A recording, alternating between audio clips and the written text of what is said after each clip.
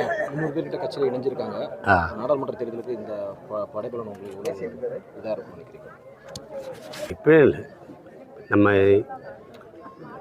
ஒரு ஊராக பயணம் செய்கிறோம்ல, அங்கேயும் கூட்ட மேடைகளில் வந்து நாங்கள் உறுப்பினராக உணர்வோடு இணையன்னு ஒரு சீட்டு கொடுக்குறோம். அதில் பதிவு பண்ணி 300, 400, 500ன்னு மக்கள் சேர்ந்து கொண்டு தான் இருக்காங்க. அது தொடர்ச்சியாக நடக்குது. இப்போ உறுப்பினர் சேர்க்கை முகாம்னு போட்டால் அது குறைஞ்சது 50 பேர், 60 பேர், 100 பேர்னு இணைவாங்க. அது தொடர்ச்சியாக நடக்கும். இது வந்து நம்ம தம்பி இந்த பூந்தமல்லி அந்த தொகுதியில் மட்டும் அவங்க இணைச்சி சேர்த்துருக்காங்க.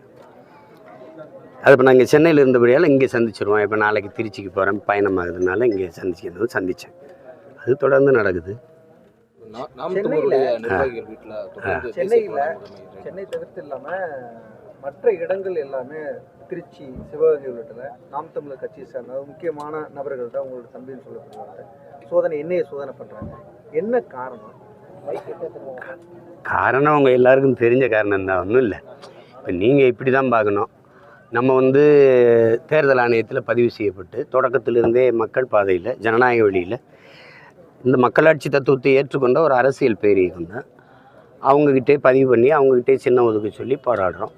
மக்களோடு நின்று நம்ம தேர்தலை எதிர்கொள்கிறோம். ரெண்டாவது, கட்சி கூட்டங்கள், ஆர்ப்பாட்டங்கள், போராட்டங்கள் எல்லாமே அரசு மற்றும் காவல்துறை ஒப்புதலோடு தான் அனுமதி பெற்று நடக்குது. சட்டத்திற்கு எதிராக அல்லது சட்டம் ஒழுங்கு சீர்கெடுக்கிற நடவடிக்கைகளோ செயல்பாடுகளோ இல்லை, எல்லாருக்கும் தெரியும். இதில் உளவுத்துறை இருக்குது, காவல்துறை இருக்குது, அதுக்கு மேலே இருக்குது. இதெல்லாம் வச்சு நீங்கள் கண்காணிச்சுட்டு அப்புறம் திடீர்னு போயிட்டு வீடுக்கு நாங்கள் என்னை சோதிக்கிறோம் அப்படின்னா அது சும்மா தேர்தல் நேரத்தில் சும்மா ஒரு அச்சுறுத்தி பார்க்குறது தான். நியாயமாக வெளிப்படையாக அவங்க சொல்கிறத பாருங்கள். எல்டிடிக்கு நீங்கள் காசு அனுப்புறீங்களா?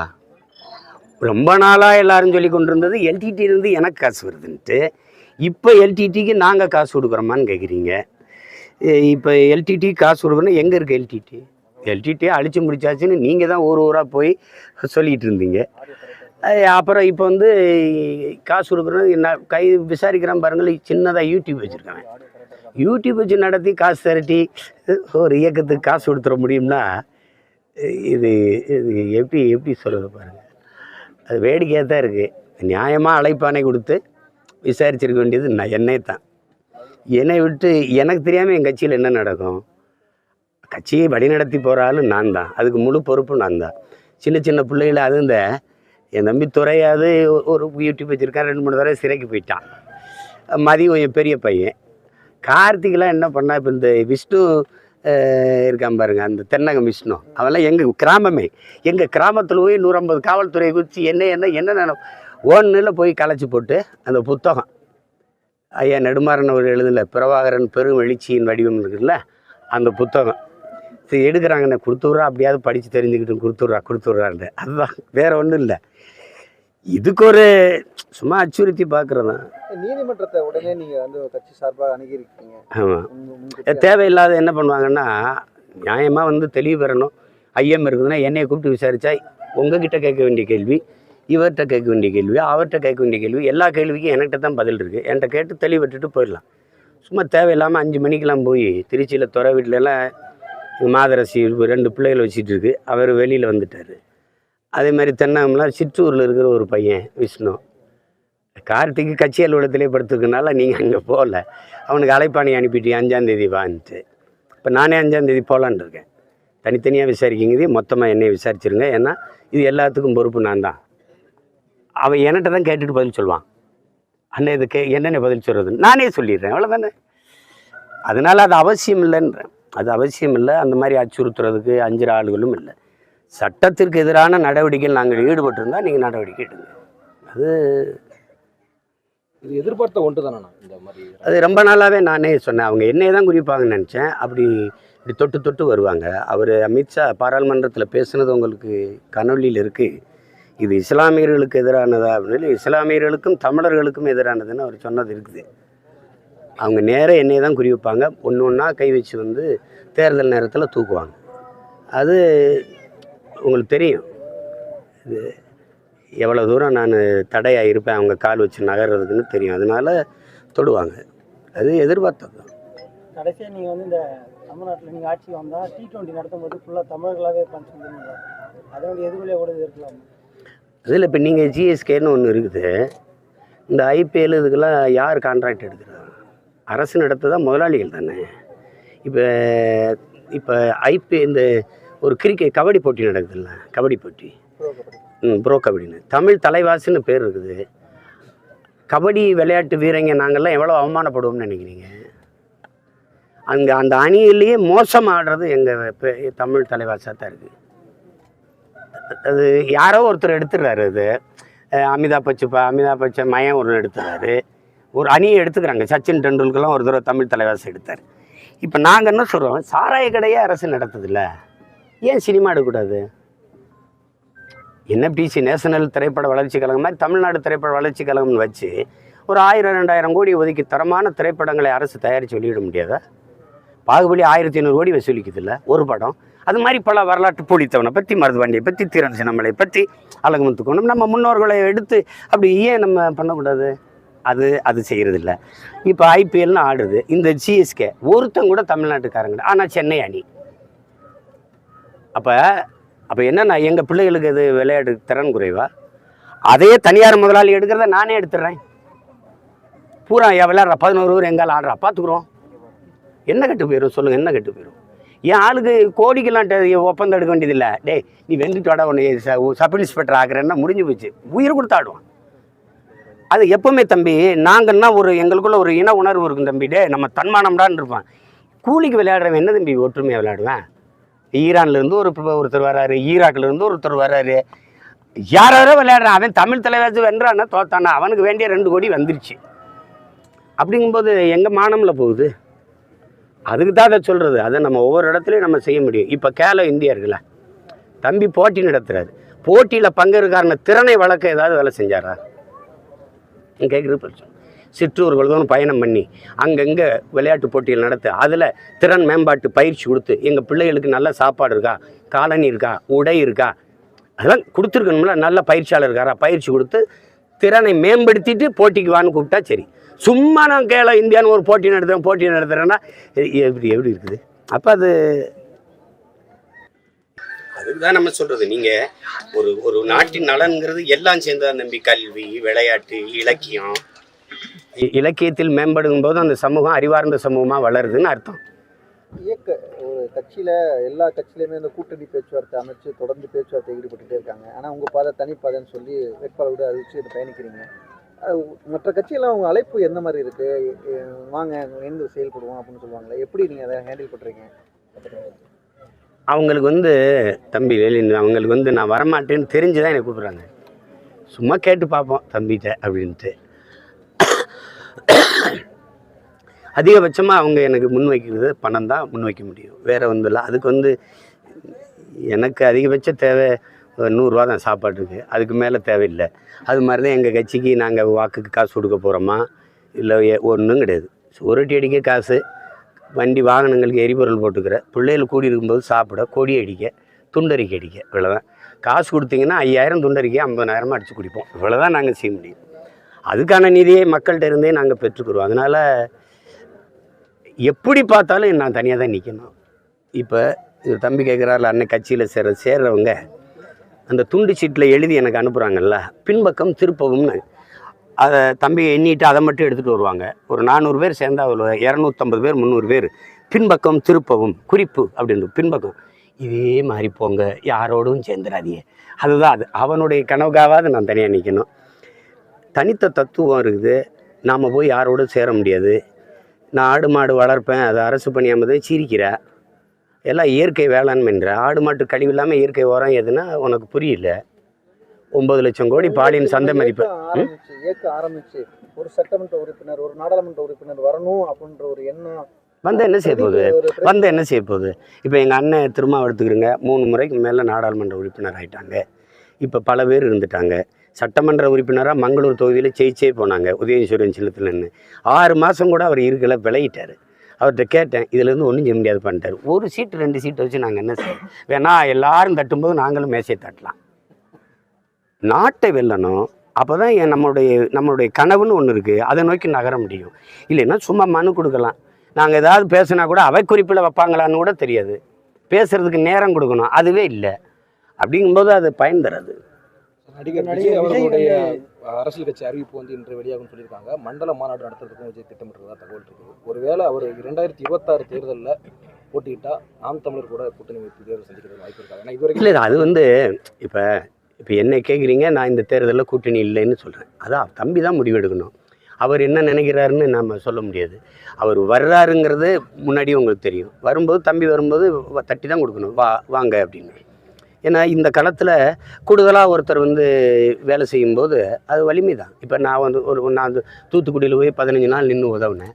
அவரும் வந்து ஒரு நாள் உதவுறாரு. அது ஒரு மற்றவங்களுக்கு முன்மாதிரி. சில நடிகர்கள் வந்து தம்பி உதயநிதிட்ட ஸ்டாலின்கிட்ட பணத்தை கொடுத்துட்டு போயிட்டாங்க. இப்போ அவரே வந்து களத்தில் நின்று உதவுறாரு. அதெல்லாம் பிற நடிகர்களுக்கு ஒரு முன்மாதிரியாக இருக்குன்னா நல்லது தானே. ஒரு நூலகம் திறக்கிறாரு, படிங்க எல்லாம் புத்தகம் வாங்கிக்கிறாரு. அண்ணன் சொல்கிறத விட புகழ்பெற்ற ஒரு நடிகர் சொல்லும்போது கூடுதலாகவும் போய் சேரும். அதெல்லாம் வரவேற்கத்தக்கது. இந்த தேர்தலுக்கு முன்னாடி விஜய் அவர்கள் அரசியலுக்கு வந்திருந்தாருன்னா நாடாளுமன்ற தேர்தலில் நீங்கள் வாய்ப்பு அது வரமாட்டேன், வரக்கூடாது. அது பயன் தராது. அது பயன் தராது. எப்போவுமே தலையிலாம் நின்று தண்ணி குடித்தாலும் இந்திய நாட்டை நம்மளால் விட மாட்டான். பெருந்தலைவரையே விடலை. கடைசி ஒரு வாய்ப்பு இருந்துச்சு ஐயா மூப்பனாருக்கு, அதை நம்ம ஆளுகளே விடலை.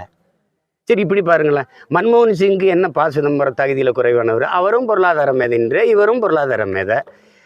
இன்னும் அவரை விட தெளிவாகவும் பேசுவார். எங்கள் அவருக்கு பேசவே வராது. 10 ஆண்டுகள் 2 முறை மன்மோகன் சிங்கை வச்சிங்கல்ல, ஒரு சீக்கியரை ஏன் வச்சிங்க? உங்கள் மாமியாரை கொண்டுட்டாங்க, இந்திரா காந்தியும் கொண்டுட்டாங்கன்னு நம்ம குடும்பத்துக்கு இன்னொரு முறை சீக்கியர்களால் ஆபத்து வரக்கூடாதுன்னு பயந்துட்டீங்க. ஆனால் எங்களை நீங்கள் கவனத்தில் எடுக்கலையே. சரி, ஒரு 5 ஆண்டு மன்மோகன் சிங் கொடுத்தாச்சு, ஒரு 5 ஆண்டு ஒரு தமிழருக்கு சிதம்பரத்துக்கு கொடுப்போம்னு ஏன் கொடுக்கல? அந்த வாய்ப்பும் இல்லை. அதனால அது பெருந்தலைவரே சொன்னது தான். எதுக்கு லால் பகதூர் இந்திரா காந்தியில் நிறுத்திக்கிட்டு நீங்களே நம்ம சொன்னால் ஓட்டு போடுவான், நின்னா போட மாட்டான் அப்படின்னு. அதில் தான் தமிழ் தேசியம் பிறக்குது. நின்னா போட மாட்டான், சொன்னால் போடுவான். அந்த நிலைமை தான் இருக்குது. அதனால இப்போ இங்கே வந்து நாங்கள் வந்து இந்திய நாட்டை ஆள விட மாட்டான். அவன் ஹிந்தி தெரிஞ்சவன் தான் ஹிந்தி அவனுக்கு. நான் என்னால் முடிகிறது இந்திய நாட்டின் அரசியலை நான் தீர்மானிக்கணும்னா என் நிலத்திலிருந்து தான் தீர்மானிக்கணும். என் தயவு இல்லாமல் ஆள முடியாதுங்கிற நிலைமை வரும்போது எனக்கு ஒரு குறைந்தபட்ச அழுத்தம் கொடுக்கலாம், ஒரு தேவையை நிறைவேற்றி கொள்ளலாம். அதை விட்டுட்டு இப்போ மோடி பிரதமராவதை யார் தடுக்கிறது சொல்லுங்கள்? எல்லாரும் சொல்கிறாங்க பிரதமரை தேர்வு பண்ணிட்டு தேர்தல் நடத்துகிறாங்கன்ட்டு. எங்கே எதிரியே இல்லை. கண்ணு கட்டின வரைக்கும் ஒரு ஆளாக ஓடிட்டு இருக்கா. அப்படி என்னால் என்ன செய்ய முடியும்? ஏன் நிலத்துக்குள்ளே காங்கிரஸ் பிஜேபியை நுழைய விடாமல் அடிக்கலாம். எங்கள் பாட்டனார் சுந்தரலிங்கன் மாதிரி மன்னர் கட்டபொம்மை வெளியேறிட்ட பிறகு என்னை தாண்டி தாண்டா நீ இந்த கோட்டையை தொடணும்னு ஒரே ஆள் 8 நாளாக நின்று சண்டை போட்டிருக்காரு. அவர் பேரங்களாவது நாங்கள் நின்று வாடா வந்து வர்றான்னு நின்று சண்டை போடுவோமே ஒழிய சமரசம் செஞ்சு விட்டு கொடுக்க முடியாது. அவர் மாதிரி கூட்டணி வச்சுக்கிட்டு சாரணை நினைஞ்சிக்கிட்டு என் ஓட்டு ஒரு ஓட்டுனாலும் அவருக்கு எது கிடைக்கணும்? பிஜேபிக்கு எதுக்கு கிடைக்கணும்? எனக்கு எதுக்கு காங்கிரஸ்? எனக்கு எதுக்கு பிஜேபி? கச்சத்தீவில் ஒரு நிலைப்பாடு என்ன? மீட்பில் காவிரி நதிநீர், முல்லை பெரியாற்று, அணு உலை இருக்கணுமா மூடணுமா? அணுக்கழிவை எங்கே புதைக்கணும்? மீத்தேன் ஈத்தேன் ஏன் எடுக்கலை? காவிரி படுகையில் இருக்குது, கங்கை படுகையில் இருக்குல்ல, ஏன் அங்கே எடுக்கலை இங்கே எடுக்கிற? மேற்கு தொடர்ச்சி மலை கேரளாவிலேருந்து ஒரிசா வர போகுதுல்ல, அங்கேலாம் நீட்டுன்னு ஆய்வு செய்ய வேண்டியதானே, ஏன் தேனியில் வந்து எடுக்கிற? தேனி மலையும் ஏன் கூட ஏன் மேற்கு தொடர்ச்சியை சொல்கிற? இப்போ எதுக்கு நீ எனக்கு என் மொழிக்கு நிற்பியா? எல்லா மத்திய அரசின் திட்டம் போனால் இந்தி சமஸ்கிருதத்திலே வருது, இங்கிலீஷ் கூட வர்றதில்லை பெயர்கள். அப்போ எதுக்கு தான் நீ எனக்கு சொல்லு, எதுக்காக நிற்ப? எனக்கு நிற்பியா? எதுக்கு நிற்ப? அதனால் அது வெற்றி பேச்சது. 10 ஆண்டுகள் மன்மோகன் சிங்கு, 10 ஆண்டுகள் ஐயா மோடி. இந்த நாடு இதில் தமிழ்நாடை விடுங்க, மொத்தமாக இந்த நாடு ஒரு அரையங்களை வளர்ந்துருக்குன்னு சொல்லுங்கள். நீங்கள் இந்திய நாட்டின் குடிமகன், நான் குடிமகன், நீங்கள் குடிமகன். உங்களுக்கென்று இந்த நாட்டில் இருக்கிற ஒன்று சொல்லுங்கள். போக்குவரத்து, கல்வி, மருத்துவம், சாலை போடுதல், பராமரித்தல், மின் உற்பத்தி, விநியோகம், இல்லை ஏர்போர்ட்டு, இல்லை துறைமுகம் எதாவது வச்சிருக்கீங்களா?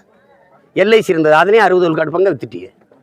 இராணுவமாக இருக்கா தம்பி? இராணுவத்துக்கு சீருடை தைச்சு கொடுக்குறது யார் தம்பி? இராணுவ வீரர்களுக்கு உணவளிக்கிற கேண்டீன் நடத்துகிறவன் யார் தம்பி? யாருன்னு சொல்லுங்கள்.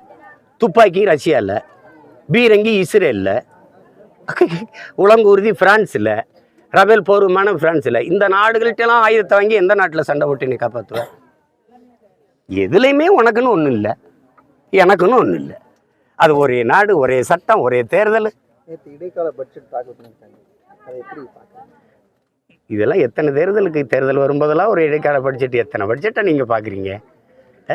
28 கோடி மக்களை வறுமையிலிருந்து மீட்டிருக்கோம்னு அம்மா சொல்கிறாங்கன்னா, வறுமையில் இருந்திருக்கான்ல இவ்வளோ காலம். 10 ஆண்டு கால ஆட்சியில் 10 ஆண்டு காலத்தை நிறைவு செய்யும்போது சொல்கிறீங்க இப்போ தான் நாங்கள் மீட்டுருக்கோம்னு. அவன்கிட்ட கேட்கணும். கொரோனா நேரத்தில் அம்மா நிர்மலா சீதாராமன் கொடுத்த பேட்டி 80 லட்சம் ஏழைகளுக்கு 5 கிலோ அரிசியும் 2 கிலோ பருப்பும் கொடுத்துருக்கோம்னு. 130 கோடி மக்களில் 80 லட்சம் ஏழைன்னு நிதியமைச்சரே ஒத்துக்கிட்டா நாடு எங்கே இருக்குன்னு பாருங்கள். இதெல்லாம் நீங்கள் டெவலப்பிங்கிறீங்க. நாங்களும் காதிலேயே தேனை ஊற்றுறீங்களாடா, வாயில் கொஞ்சம் ஊற்றுங்கிறோம். காதிலே தானே ஊற்றுறீங்க. தொழிற்சாலை, வேலைவாய்ப்பு, வளர்ச்சி, போயா இது எறும்பு நக்கிட்டு போகுது. காதில் நாக்கிலேயாவது ஊற்று. நாங்கள் கொஞ்சம் சப்பி சாப்பிட்றோம்னா அது ஊற்ற மாட்டான், காதிலேயே ஊற்றிட்டு போவோம். இப்போ அதே தான் நடக்குது. அதுதான் இந்த இடைக்கால பட்ஜெட்டு. அதை ஆதரிக்கிறவங்க, அந்த கட்சிக்கு கூட்டணி போகிறவங்க, ஆகா இப்படி ஒரு பட்ஜெட் இருக்குமான்பாங்க. ஒரு கேள்வி கேளுங்க, இந்த ஜிஎஸ்டி நேர்முக வரி மறைமுக வரியால் வருவாய் பெருக்கம் எவ்வளவு ஒரு ஆண்டு ஒன்றுக்கு? இந்த ஆண்டு ஜிஎஸ்டியால் வந்த வருவாய் பெருக்கம் இவ்வளவு. அந்த நிதி பெருக்கம் எந்தெந்த வழியில் மக்களுக்கு நலத்திட்டமாக திரும்பி போகுது, அதை பட்டும் அம்மாவை ஒரு தடவை படிச்சோம். இல்லை அப்புறம் அது பேசி என்ன இருக்குது? சார், இப்போ நீங்கள் சொன்னதுபடி கண்ணு கட்ட தூரம் வரையும் எதிரிகளே தேரலன்னு சொல்கிறீங்க. அப்போ மோடி வர இது தேர்தலே வெற்றி பெறுறது வாய்ப்பு இருக்குது. அது எல்லாருக்குமே தெரியுமே தம்பி. நீங்கள் இந்தியாவை காப்பாற்ற ஒரு கூட்டணி போட்டிய எங்கே இருக்குது? தெரிச்சு ஓடுறீங்கள தம்பி, செதற்கா மாதிரி ஓடுறீங்களே. அது ஒரு விலங்கா கூட்டணின்னு உங்களுக்கு தெரியும், சாதாரண குடிமகனுக்கே புரியும். தமிழ்நாட்டுக்குள்ளே காங்கிரஸ் கம்யூனிஸ்ட்டு ஒன்றா நிற்பாங்க, கேரளாவில் நிற்பாங்களா? மேற்கு வங்கத்தில் அம்மாவை காங்கிரஸ் ஆதரிக்குமா, கம்யூனிஸ்ட் ஆதரிக்குமா? மம்தாவுக்கு எதிராக அவங்க பிஜேபிக்கு ஓட்டு போட்டவங்க 2 பேரும். கேரளாவில் பினராயி விஜயனுக்கு எதிராக காங்கிரஸ் பிஜேபிக்கு ஓட்டு போட்டுச்சு. அது அவரே சொல்கிறாரு, நீங்கள் போட்டிங்களா இல்லையான்னு. அம்மாவே சொல்கிறாங்க, மம்தாவே சொல்கிறாங்க, நீங்கள் எனக்கு எதிராக பிஜேபிக்கு போட்டிங்கன்னு. பஞ்சாபில் அரவிந்த் கெஜ்ரிவாலை காங்கிரஸ் ஆதரிக்குமா எதிர்க்குமா? டெல்லியில் காங்கிரஸ் ஆதரிக்குமா எதிர்க்குமா? டெல்லியில் எதிரி, இந்தியாவில் கூட்டணி. பஞ்சாபில் எதிரி, இந்தியாவில் கூட்டணி. கேரளாவில் எதிரி, இந்தியாவில் கூட்டணி.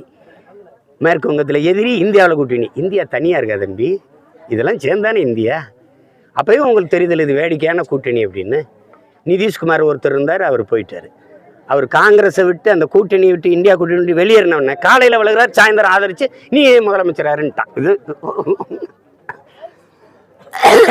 இதெல்லாம் நமக்கு அதுக்கு பாவம்பு பெரியவங்க விளையாட்டு மாதிரி. இது பெரியவங்க விளையாட்டு, ரசிச்சுக்கிற வேண்டியதான், வேற ஒன்றும் செய்ய முடியாது.